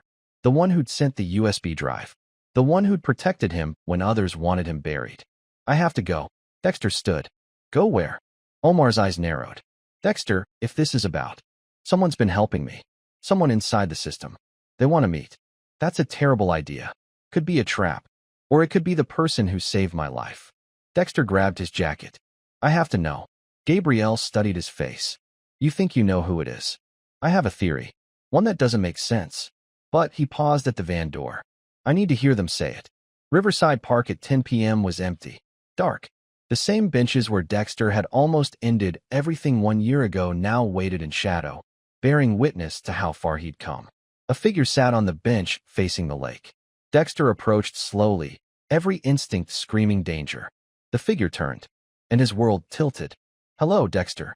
Natasha Pierce, the prosecutor who'd tried to destroy him, who'd built her political career on his presumed guilt, who'd stood in that courtroom and called him a criminal with such conviction that even he'd almost believed it. You. The word came out strangled. You're a friend? I'm the reason you're still alive. Her voice carried none of the courtroom confidence. Just guilt. Raw and bleeding. I'm the reason you got that USB drive. The reason Angela's apartment wasn't worse than it was. The reason Gabrielle Chen knew to contact you. You tried to put me in prison. I know. Tears streamed down her face, makeup smearing in the darkness. I know, and I've lived with that every single day since. Why? The rage built in Dexter's chest. Why destroy me if you knew I was innocent? Because I didn't know? Not at first. Natasha stood, keeping distance between them. I was given a case. Evidence that looked airtight. A defendant with means, motive, opportunity. And political handlers who promised me district attorney if I secured a conviction. Political handlers. Connected to Helena Whitmore. I didn't know that then. I just knew they were powerful. That they could make or break my career. Her voice cracked. So I prosecuted you. Gave it everything. Believed the evidence because it was easier than questioning it. And when did you stop believing? The verdict. When you were acquitted and Bradford's statement felt wrong. Too prepared. Too calculated. Natasha wiped her eyes. I started digging. Found the timestamp discrepancies Elliot Harper mentioned. Found Bradford's connection to Thornton. Found shell companies and money trails that proved you'd been framed. So you sent the USB drive. I spent a year gathering evidence. Wearing wires at political fundraisers. Documenting everything. Risking my career. Hell, risking my life. To undo what I'd done to you. She stepped closer. I can't give you back the year you lost. Can't erase the pain I caused your family. But I gave you the tools to fight back. Dexter stared at this woman who'd been both his destroyer and his savior. Why tell me now? Because tomorrow, my part in this goes public. Gabrielle's article includes my testimony. How I was pressured. How I gathered evidence. How I became a whistleblower. Natasha's laugh was bitter. My legal career is over. My political ambitions? Dead. But maybe, her voice broke. Maybe that's the price of redemption. Redemption. Dexter tasted the word. You think helping me absolves you? No, nothing absolves me. But I had to try. She held out a flash drive. This is everything else. Communications between Helena Whitmore's lawyers and political operatives. Proof of her involvement. It won't be easy to prosecute. She's insulated. Protected. But it's a start. Dexter took the drive with shaking hands. I should hate you. You should. I hate myself. But you chose truth over comfort. Over safety. He looked at this woman who'd sent an innocent man through hell and then spent a year trying to make it right. That takes courage. It takes guilt. There's a difference. Maybe they're the same thing. The silence stretched between them, filled with complicated forgiveness and justice that could never be clean. What happens to you now? Dexter asked. Disbarment hearing next month. Possible obstruction charges for withholding evidence during the trial. But I'm cooperating fully. Testifying against everyone. Natasha smiled sadly. Turns out, destroying your career to save your conscience feels better than I expected. Senator Thornton. He's running. He won't get far. FBI has warrants for every property. Every account. Every shell company. By morning, he'll be in custody. She paused. But Whitmore, she's the real fight. And Dexter, she's not going to go quietly. Let her fight. I'm not running anymore. Natasha nodded, turned to leave, then stopped. For what it's worth, I'm sorry. Truly, deeply sorry. You deserved better than what I did to you. Dexter watched her walk away into the darkness, this complicated woman who'd been villain and hero in the same breath. His phone buzzed. Gabrielle, articles live. 500K views in 15 minutes. It's going viral. Another text. From Camille. Baby, turn on the news. They're talking about you. They're saying you were right. Dexter stood in Riverside Park, where he'd almost given up, and felt something he hadn't felt in a year. Hope. Sunday morning, 4:37 a.m. FBI agents hit 6 locations simultaneously. Senator Richard Thornton's campaign headquarters in downtown Greenville. Doors breached, computers seized, staffers pulled from sleep to answer questions they weren't prepared for. His home in the wealthy Pinehurst neighborhood. His wife screaming about warrants while agents carried out boxes of documents, hard drives, burner phones found hidden in air vents. Thornton Development Group offices across 3 states, Charlotte, Nashville, Memphis, all raided within minutes of each other, coordinated to prevent evidence destruction. And Hartwell Financial itself. Omar Reyes led that team personally. By 6 a.m., the story had exploded nationwide. CNN ran the footage on loop. Bradford Wellington and Lydia Park in handcuffs, faces pale under camera lights. Senator Thornton is caught at a friend's lake house, trying to flee to Canada. 17 other executives and political operatives arrested in coordinated sweeps. Gabrielle Chen's article, titled Framed, How Political Corruption Destroyed an Innocent Man, crashed the Atlanta Herald's servers within an hour. 2 million views by dawn. 5 million by noon. The audio recording of Bradford's confession played on every news channel. Thompson was too honest, too principled. He had to go. Helena Whitmore ordered all of this. Senator Thornton is her puppet. America loves nothing more than watching powerful people fall. Dexter sat in his cramped apartment with Camille and the kids, watching their TV that barely worked as the news anchors said his name with respect for the first time in a year.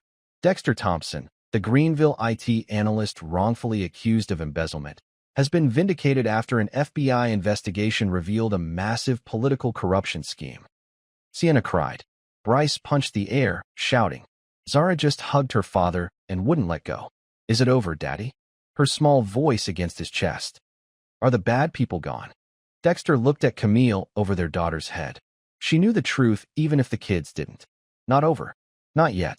Because Helena Whitmore's name was everywhere, but her arrest wasn't. By Monday, her lawyers released a statement.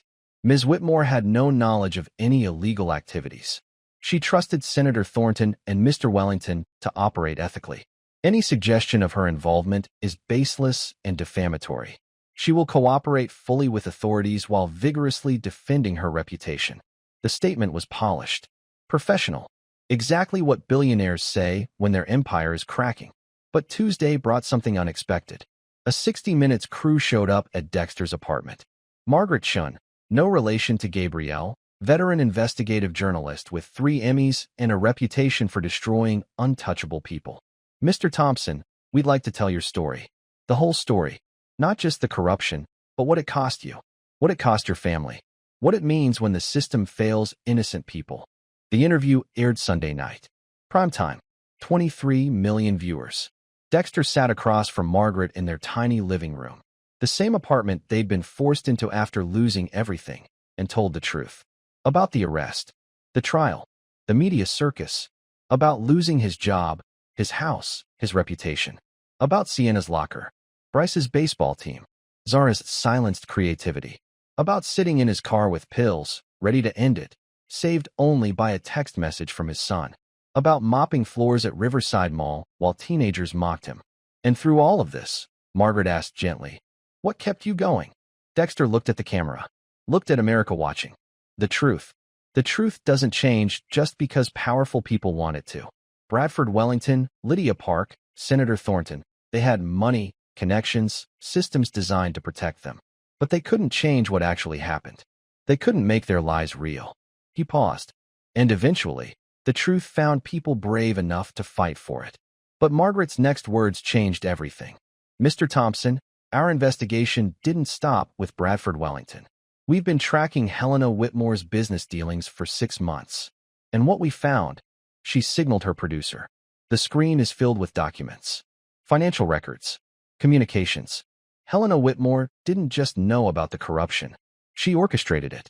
We have emails proving she placed Bradford Wellington at Hartwell Financial specifically to facilitate illegal campaign contributions. We have testimony from 4 other executives at companies she controls, all describing the same pattern. Identify ethical employees who might expose financial crimes. Frame them. Remove them. Silence them. Dexter's breath caught. We've identified 14 victims across 6 states over 8 years. All people like you. Honest employees who asked the wrong questions and paid with their careers. Margaret leaned forward. Mr. Thompson, you're not Helena Whitmore's only victim. You're just the first one who fought back. The episode ended with a bombshell. Federal prosecutors announcing a grand jury investigation into Helena Whitmore. 18 counts including money laundering, conspiracy to commit fraud, witness tampering, and obstruction of justice. Ms. Whitmore will be indicted within 30 days, the U.S. Attorney announced at a press conference. And we will prove that her empire was built on the destroyed lives of innocent people. That night, Dexter's phone exploded. Calls from victims, emails from reporters, messages from people who'd lost everything to powerful people and thought they were alone. But one message stood out. From Hartwell Financial's board of directors. Mr. Thompson, we owe you an apology. And much more. Please call at your earliest convenience. Dexter stared at that message for 10 minutes, then deleted it. Some bridges weren't worth rebuilding. The documentary dropped on a Tuesday. Framed, The Dexter Thompson Story, premiered simultaneously on streaming platforms and cable news networks. A 90-minute deep dive into corruption, conspiracy, and one man's refusal to stay buried. Gabrielle Chun had spent 3 weeks editing footage. Wire recordings from the gala. FBI raid videos. Interview clips with Dexter, Kevin, Angela, even Natasha Pierce's tearful confession about becoming a whistleblower. But the moment that broke the internet came 37 minutes in. Dexter's interview with a local news station, recorded 2 days after the arrests. Simple setup. Folding chairs. Cheap lighting. Nothing polished or produced. The reporter asked a standard question. What kept you going during the darkest times? Dexter started answering. Talked about his family. About integrity. About truth. Then his voice cracked. There was a night. He stopped, composing himself. There was a night I sat in my car at Riverside Park with a bottle of pills. Ready to end it. Convinced my family would be better off without me dragging them down. The camera stayed on his face. Raw. Unfiltered. And my son texted me. Just a simple message. Dad, when are you coming home? Mom made spaghetti. He had no idea what he'd just done. No idea that 13 words saved my life. Bryce appeared on screen then, walked up behind his father during the interview, put his hand on Dexter's shoulder. You're my hero, Dad, the 10-year-old said, completely unrehearsed. You didn't give up. Dexter pulled his son into a hug, both of them crying, and the camera kept rolling. 30 seconds of pure, unscripted humanity. That clip went viral within hours. 50 million views in 24 hours. 100 million by the end of the week. Shared across every platform. Commented on by celebrities, athletes, politicians, and millions of ordinary people who saw themselves in Dexter's pain. Hashtag Justice for Dexter trended for 6 days straight. But it wasn't just about him anymore. The other 13 victims Whitmore had destroyed started coming forward. Stories that mirrored Dexter's with horrifying precision. Carlos Rivera, Phoenix, fired from real estate firm after questioning suspicious land deals. Framed for sexual harassment. Lost his marriage, his career, attempted suicide. Keisha Washington, Memphis, IT director who found accounting irregularities. Accused of theft. Acquitted but unemployable. Lost custody of her kids during the chaos. Isaiah Foster, Charlotte, compliance officer who reported illegal campaign contributions. Arrested for embezzlement. Served 18 months before evidence was discovered, proving his innocence. 14 lives destroyed. 14 families shattered. All to protect Helena Whitmore's empire. The outcry was deafening. Protests formed outside Whitmore's corporate offices in 12 cities. Hashtags demanding accountability. Congressional representatives calling for investigations. And then came the call Dexter had been waiting for. Mr. Thompson, this is Senator Patricia Hayes from the Senate Oversight Committee. We're convening emergency hearings on corporate corruption and political influence. We'd like you to testify. When? Next week. Washington, D.C. Your testimony will be broadcast live. Millions will be watching. Dexter thought about that night in his car. The pills. The darkness. Thought about standing in front of the most powerful lawmakers in the country, telling his truth, demanding change. I'll be there. But that same day, Helena Whitmore made her move. A press conference at her Palm Beach estate. All marble columns and perfectly manicured lawns. Wealth as armor against accountability. She stood behind a podium wearing a cream Chanel suit, silver hair styled to perfection, face arranged in practiced concern. I am deeply saddened by the allegations against former associates. Mr. Wellington and Senator Thornton violated my trust and the trust of countless others. I had no knowledge of their criminal activities. Her voice was measured, controlled. However, I understand that leadership means accountability. Therefore, I am stepping down from active management of all my companies pending the completion of federal investigations. Stepping down. Not arrested. Not charged. Just temporarily inconvenienced. The reporters asked the obvious questions. Ms. Whitmore, FBI recordings include your name. How do you respond? Hearsay from desperate men trying to reduce their sentences. I welcome the investigation because it will prove my innocence. What about the 14 victims who've come forward? If genuine wrongdoing occurred in companies I own, I will ensure appropriate compensation. But I repeat, I had no direct knowledge or involvement. Plausible deniability wrapped in expensive fabric. She was smiling when she left the podium. Not the fake media smile. A real one. Like she'd already won. That night, Dexter received an envelope at his apartment.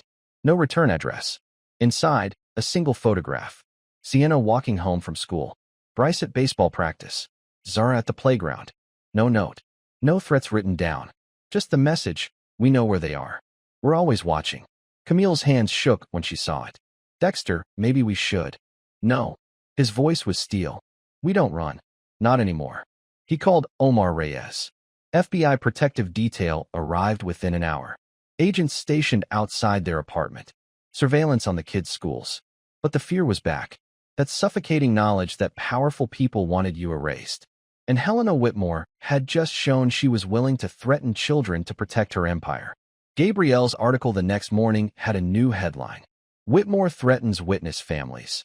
Is anyone truly untouchable? The photo was leaked. Published. Broadcast on every news channel. The public outrage reached nuclear levels. By Friday, federal prosecutors made their announcement.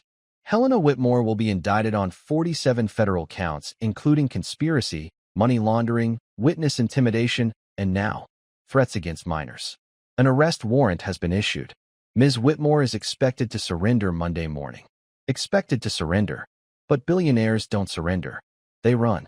Helena Whitmore didn't run far. FBI agents found her at her private airfield outside Palm Beach, boarding a jet bound for the Cayman Islands, a country with no extradition treaty. She was arrested on the tarmac at 4:47 a.m., trying to flee with 3 suitcases full of cash and encrypted hard drives containing evidence she thought would protect her. The footage went viral instantly. America's most powerful real estate mogul in handcuffs, designer sunglasses knocked sideways, shouting about lawyers and false accusations while agents read her rights. No grace. No dignity. Just raw panic from someone who'd never faced consequences before. She was arraigned Monday morning in federal court. The judge, a black woman named Ruth Martinez who'd spent 30 years on the bench watching the wealthy avoid justice, set bail at $50 million. Helena's lawyers argued she wasn't a flight risk. Judge Martinez looked at the defendant who'd been caught literally boarding a plane to flee the country and said, "Motion denied." Ms. Whitmore will remain in federal custody pending trial. The courtroom erupted. Helena Whitmore, who owned governors, senators, and CEOs, would spend the next 6 months in a federal detention center awaiting trial. No penthouse, no staff, no empire to hide behind. Just a cell and the reality that money couldn't buy her way out of recorded confessions and 14 victims demanding justice. The trial began in March. 8 weeks of testimony. Hundreds of documents, wire recordings, financial records, shell company networks spanning 12 states and 6 countries. Bradford Wellington testified against her, voice hollow, broken, trading his testimony for a reduced sentence, 15 years instead of life. Senator Thornton did the same. 12 years.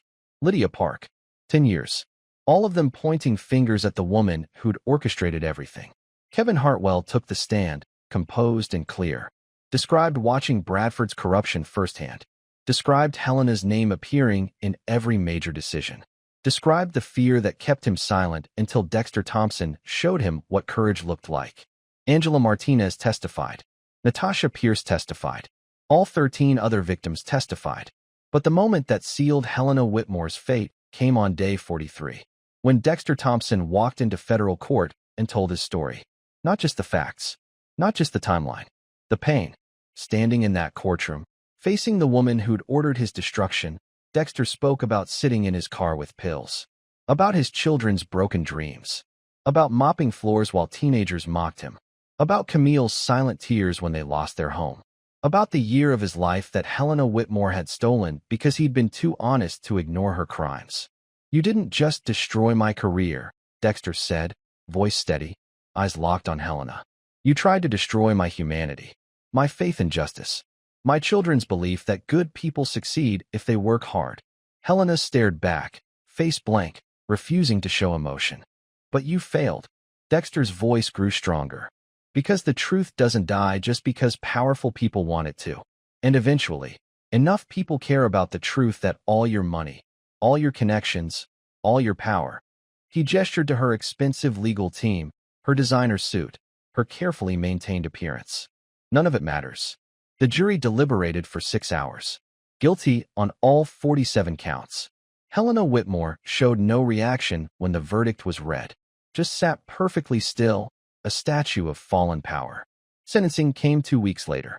Judge Martinez looked at the woman who destroyed 14 lives, corrupted multiple politicians, and threatened children to maintain her empire. "Helena Whitmore, you have been convicted of crimes that strike at the heart of our justice system. You used wealth and influence to corrupt politicians, destroy innocent people, and subvert the very laws designed to protect society from people like you." 25 years in federal prison. No parole. Helena would be 91 when released. Her empire seized. Assets frozen. Companies dissolved. Properties auctioned to compensate victims. The woman who'd owned America's powerful elite would die in prison. Justice, slow and grinding, but finally delivered. 6 months after Helena Whitmore's sentencing, Dexter Thompson stood in front of the United States Senate. The chamber was packed. Senators, journalists, cameras broadcasting live to millions. The kind of attention that would have terrified him 2 years ago. Now it just felt like finishing what he'd started.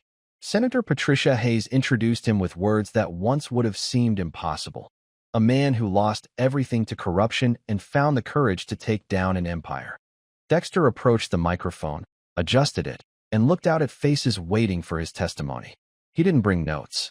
I didn't need them. 2 years ago, I had everything. A career I'd built over 12 years. A home. A family who believed the world was fair. I believed if you worked hard, stayed honest, played by the rules, you'd be okay. His voice was steady, clear. The voice of someone who'd walked through fire and survived. Then I asked a question. Just one question about transaction irregularities that didn't make sense. And that question threatened people powerful enough to erase me. He told them everything. The frame-up. The trial. The year of hell that followed. My daughter Sienna had her locker vandalized. Called a criminal's kid. Kicked out of orchestra. She was 14. Her only crime was being my daughter. Some senators shifted uncomfortably. My son Bryce got kicked off his baseball team. 10 years old. Punished for my alleged sins. He saw a few senators wiping their eyes. My youngest, Zara, stopped drawing. 7 years old. And she'd already learned that loving your father could get you hurt. The chamber was silent except for Dexter's voice.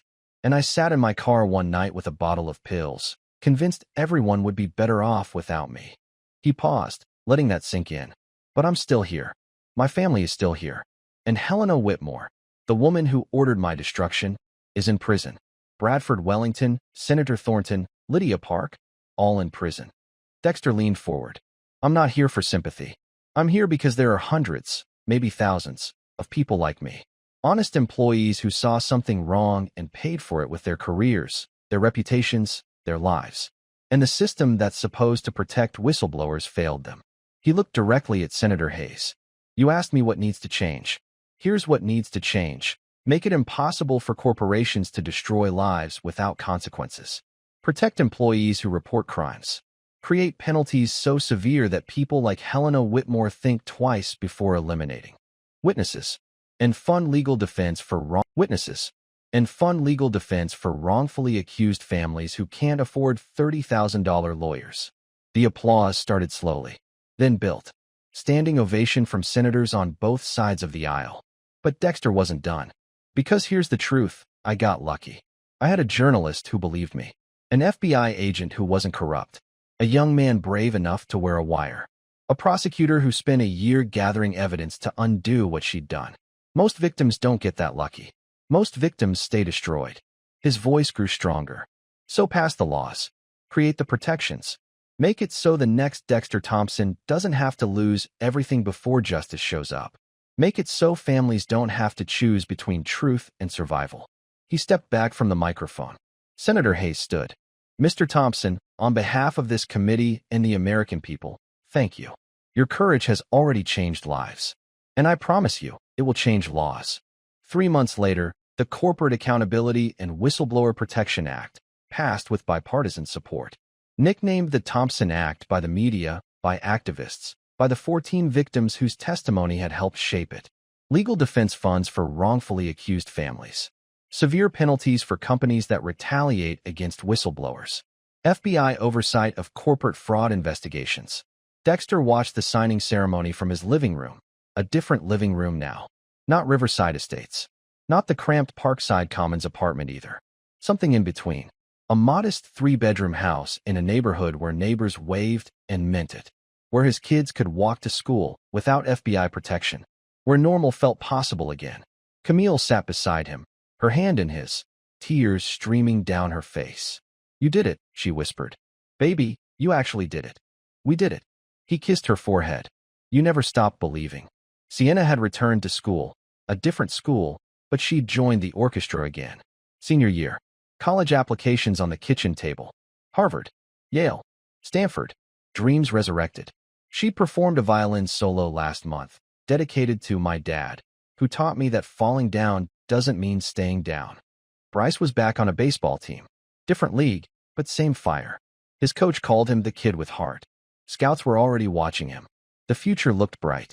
Zara's drawings covered the refrigerator again. Rainbows and families holding hands, and one that said, "My hero dad," in crayon letters that made Dexter cry every time he saw it. The settlement money from Hartwell Financial helped. $10 million, paid quietly, desperately, to avoid further lawsuits. Dexter could have taken more, could have bled them dry. Instead, he took what was fair, what covered the year they'd lost, what gave his kids their futures back. The rest he donated to the Dexter Thompson Foundation, established with Angela Martinez as executive director, Kevin Hartwell as board chair, and Gabrielle Chun as communications director. They'd helped 43 families in the first year. Wrongfully accused employees from 6 states. Legal fees paid. Living expenses covered. Therapy funded. Job placement assistance. Everything Dexter wished he'd had. Because he understood something now. His pain had purpose. His survival had meaning.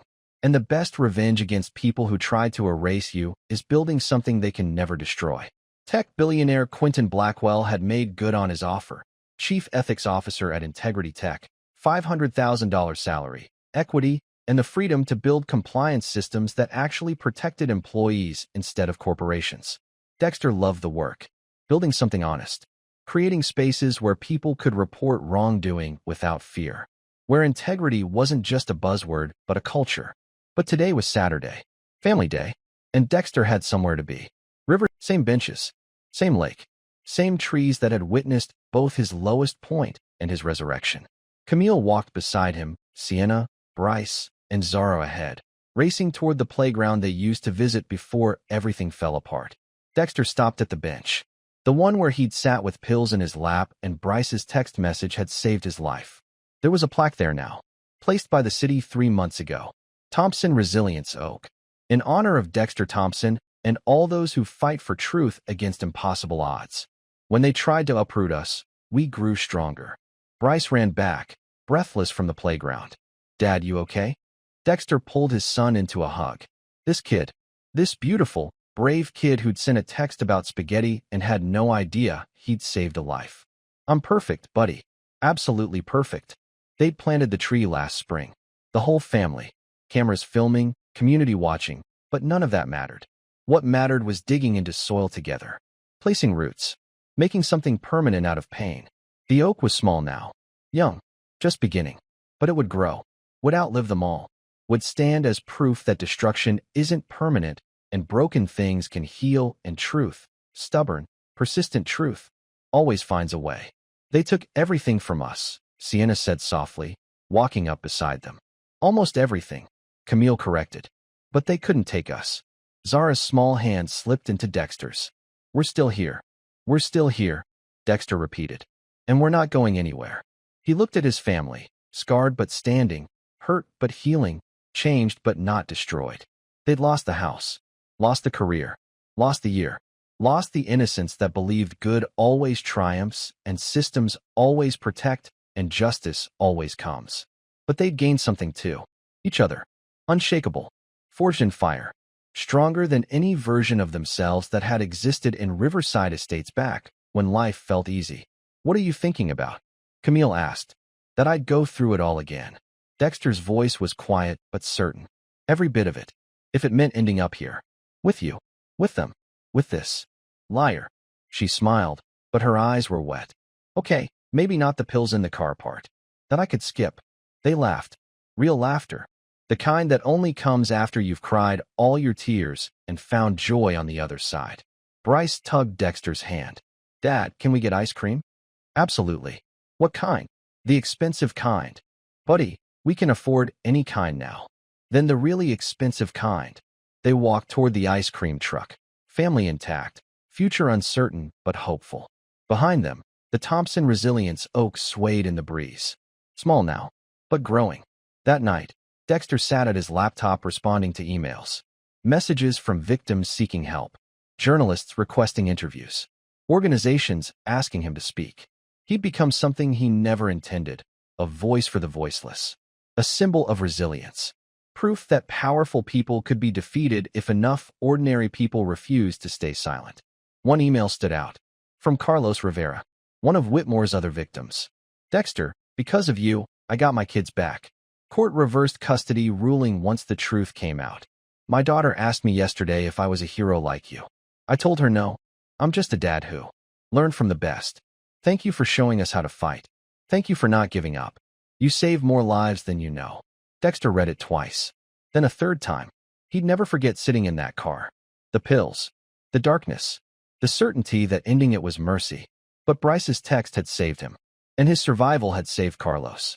And Keisha. And Isaiah. And 43 families through the foundation. And countless others who'd heard his story and found the courage to speak their own truths. One text message. One choice to keep living. One refusal to let them win. And everything changed. Camille appeared behind him, hands on his shoulders. Come to bed, hero. I'm not a hero. You are to them. She nodded at the screen. You are to our kids. You are to everyone who thought they were alone until you showed them they weren't. Dexter closed the laptop and followed his wife to bed. Tomorrow he'd answer Carlos. He'd speak at another conference. He'd review another foundation application. He'd keep fighting because the fight never really ends. But tonight, he'd sleep next to the woman who'd never stopped believing in him. In a house they'd earned twice. With kids who understood that sometimes heroes are just regular people who refuse to quit. They'd tried to write Dexter Thompson out of the story. Frame him. Destroy him. Erase him. Instead, he became the author of his own ending. And his ending was just the beginning. Comment below, what would you have done in Dexter's situation? Hit subscribe, because truth always deserves witnesses. Epilogue. Dexter Thompson, Chief Ethics Officer at Integrity Tech, founded the Thompson Foundation, which has helped 127 families in 3 years. Published best-selling memoir, From Janitor to Justice.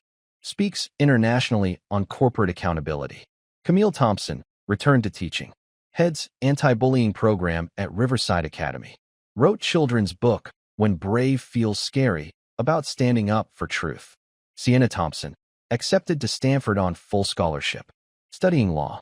Plans to defend wrongfully accused. Bryce Thompson, shortstop for state championship team. Keeps his dad's photo in his locker with text, Hero. Zara Thompson, art displayed in youth gallery. Piece titled, My Family's Rainbow, sold for $5,000, donated to the foundation. Kevin Hartwell, testified at 6 trials. Now runs an ethical consulting firm. Married Priya Singh. Named first son Dexter. Gabrielle Chun, won Pulitzer Prize for investigative journalism. Documentary nominated for Emmy. Continues exposing corruption. Angela Martinez, executive director of Thompson Foundation. Earned masters in nonprofit management. Helps 20-plus families annually. Natasha Pierce, disbarred but testified at 8 corruption trials. Teaches ethics at law school. Wrote The Prosecutor's Confession About Redemption. Omar Reyes, promoted to FBI Deputy Director. Leads Corporate Crimes Division. Uses Dexter's case as a training example. Bradford Wellington, serving 15 years. Declined all interview requests. Lydia Park, serving 10 years. Wrote an apology letter to Dexter, he never responded. Senator Richard Thornton, serving 12 years. Lost everything. Ex-wife wrote a tell-all book. Helena Whitmore, serving 25 years. Appeals denied. The empire dissolved. Will die in prison at 91. The Thompson Resilience Oak, still growing in Riverside Park. Now 8 feet tall. Visited by thousands annually. Symbol that broken things can heal and truth always finds light. They tried to write him out of the story. Instead, he became the author of his own ending. And his ending was just the beginning.